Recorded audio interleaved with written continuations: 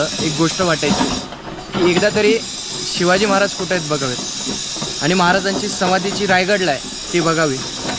पण रायगडला इतक्या सहजासहजी जावं का? महाराज रायगडाला इतक्या सहजासहजी गेलेत का? तर नाही. प्रत्येक तो पराक्रम करून एक छोटा छोटा गड घेऊन प्रत्येक वळणावर मोठ्या संकटांना सामोरे जाऊन मग कुठेतरी रायरीच्या डोंगरात स्वराज्याची राजधानी रायगड महाराजांनी बघितली. तिचं बांधकाम झालं. त्या वेळात महाराजांनी स्वराज्याची उभारणी केली आणि मग महाराज रायगडाला गेले. मग मला सुद्धा रायगडाला जायचं होतं.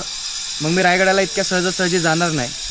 तर जसं तुकानं विठ्ठलासाठी पूर्ण महाराष्ट्राची वारी केली, म्हणजे पांडुरंगाची वारी तुक्यानं केली आणि मग त्याला त्याचा विठ्ठल मिळाला, तसं स्वराज्याची वारी मला करायची आहे आणि मग माझ्या रायगडाच्या पांडुरंगाला मला भेटायचं आहे.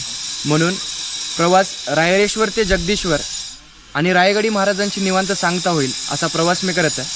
या प्रवासाच्या माध्यमातून शिवाजी महाराजांचा इतिहास तुमच्यापर्यंत पोहोचवण्याचा प्रयत्न करणार आहे आणि त्याचबरोबर माझ्या दृष्टिकोनातनं महाराज काय आहेत किंवा माझ्या दृष्टिकोनातनं महाराज जगता येतील का हे तुमच्यापर्यंत पोहोचवण्याचा प्रयत्न करत आहे. एवढंच नाही तर आपल्याला त्या काळानुसार महाराजांचा जन्मापासनं महाराजांनी पहिले स्वराज्याची शपथ जिथं घेतली, महाराजांनी पहिला किल्ला कुठला घेतला, या सगळ्या गोष्टींचा प्रवास एक एक तुम्ही माझ्यासोबत अनुभवा आणि शिवाजी महाराज समजून घ्या. जय हिंद, जय शिवराय.